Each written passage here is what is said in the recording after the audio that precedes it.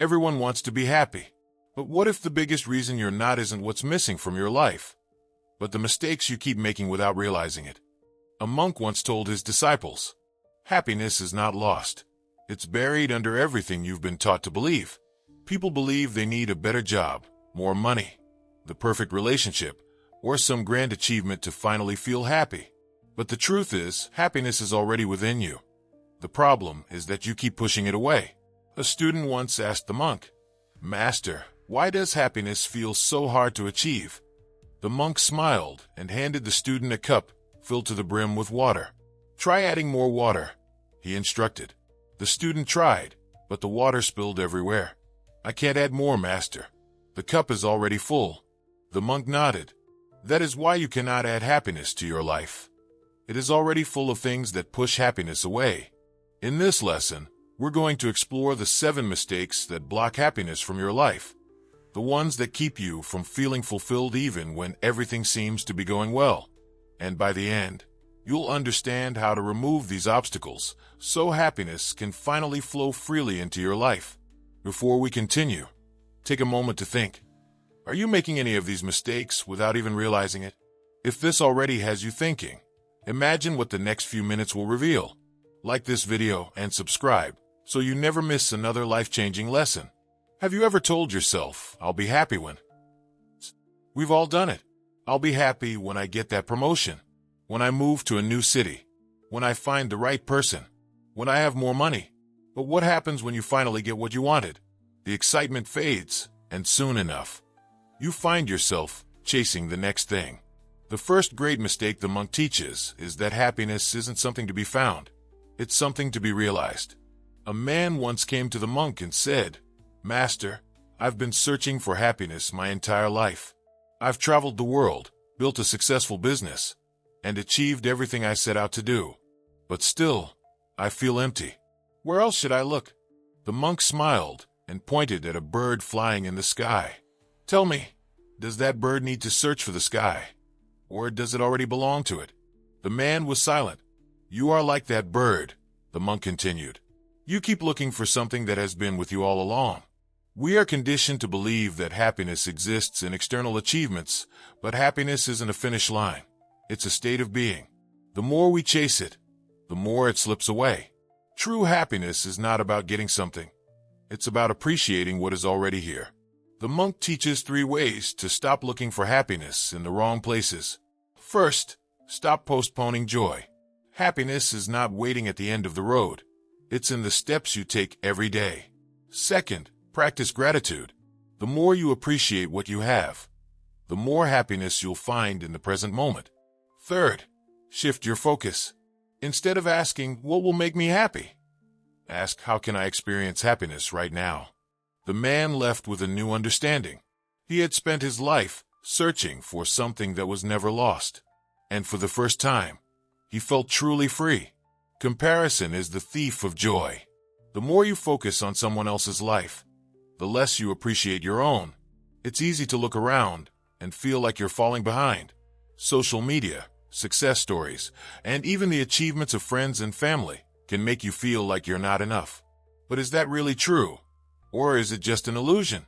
The second great mistake the monk teaches is that happiness fades when you measure your life against someone else's. A disciple once approached the monk with frustration in his heart. "Master, I feel lost. My friends are more successful than me, and I can't stop comparing myself to them." The monk led him to a garden full of flowers. "Tell me, which flower is the most beautiful?" The disciple looked at the bright roses, the tall sunflowers, and the delicate lilies. "I don't know, master. They're all beautiful in their own way." The monk smiled. "And yet, none of them compete. The sunflower does not envy the rose. The lily does not wish to be taller. They simply bloom." This is the mistake we make. We forget that each of us has a unique path. When we compare, we blind ourselves to our own growth and waste energy focusing on someone else's journey instead of our own. The monk teaches 3 ways to stop the cycle of comparison. First, shift your focus inward. Ask yourself, "Am I better than I was yesterday?" That's the only comparison that matters. Second, limit exposure to comparison triggers.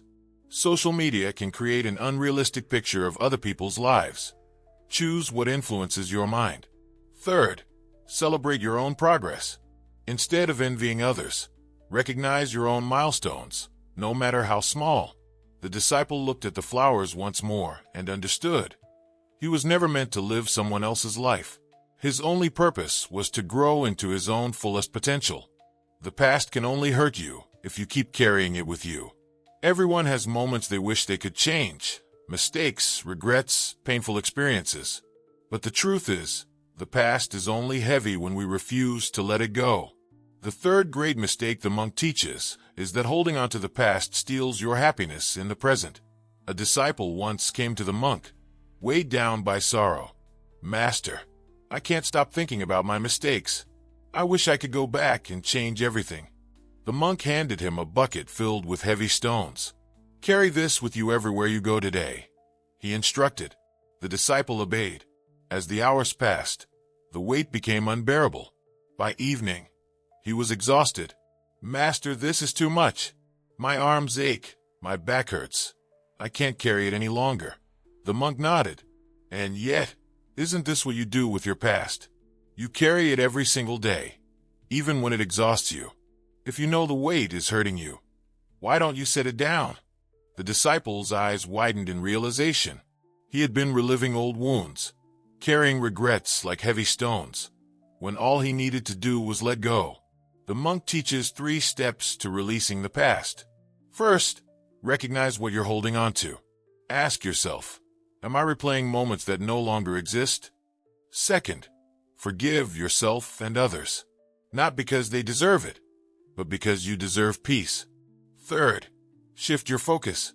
Each time your mind drifts to the past, gently bring it back to the present moment.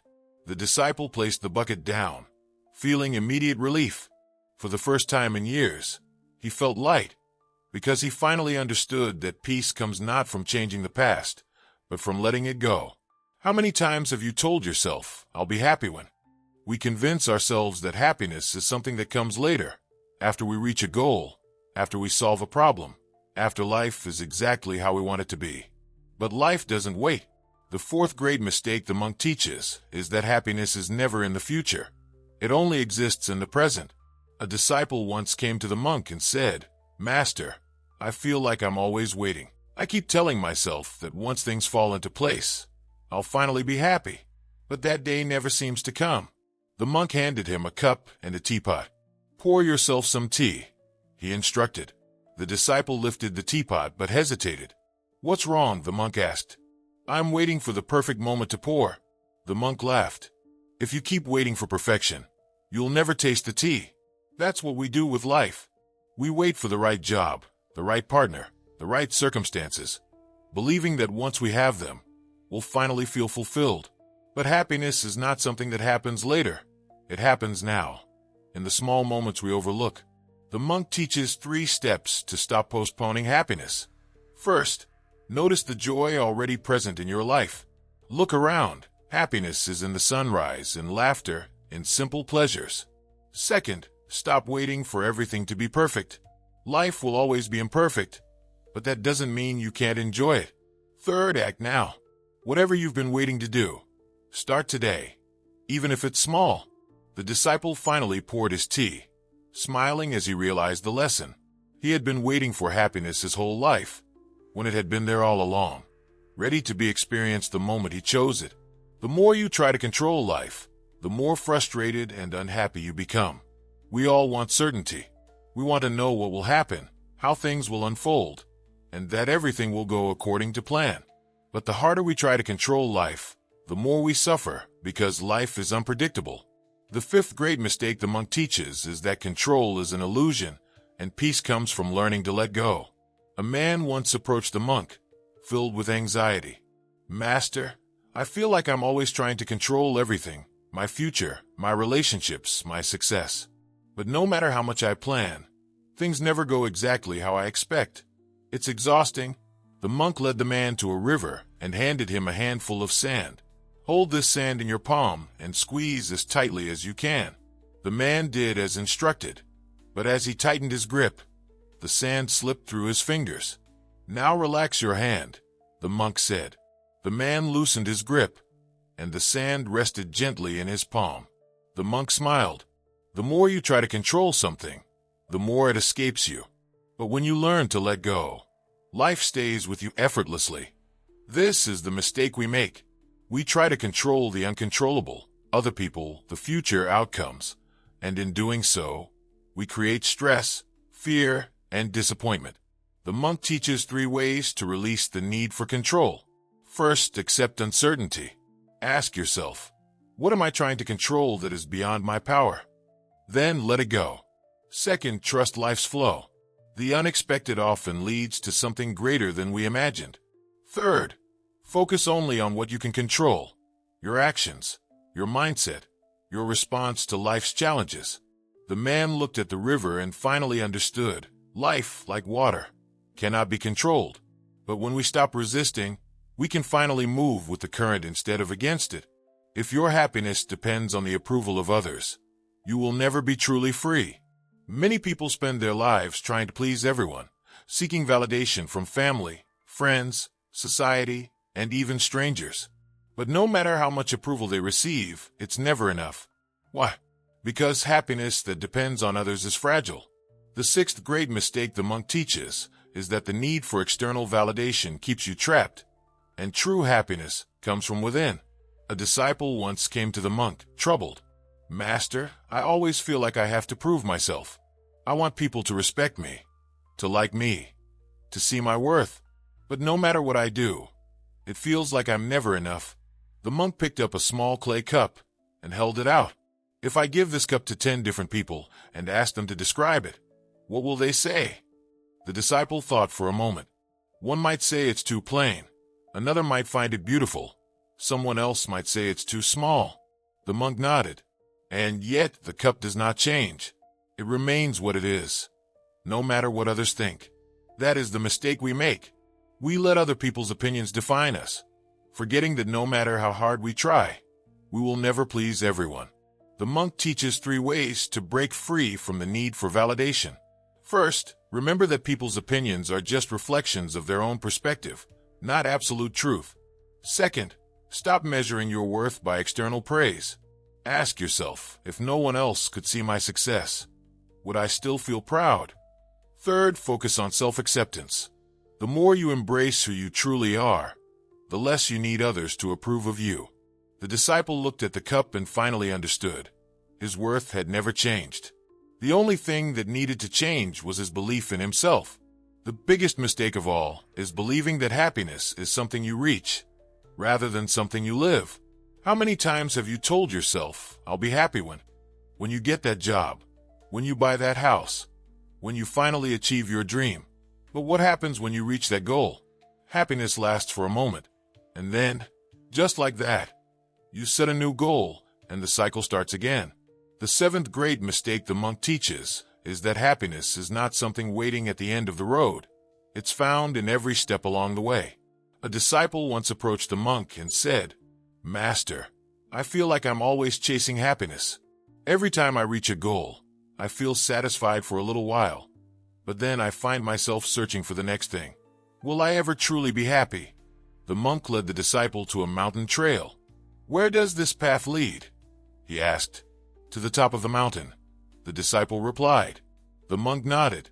And if you focus only on reaching the top, will you notice the flowers along the way, the fresh air, the sound of the birds? The disciple thought for a moment. No, master. I'd be too focused on the destination. The monk smiled. Then you would miss the entire journey. This is the mistake we make.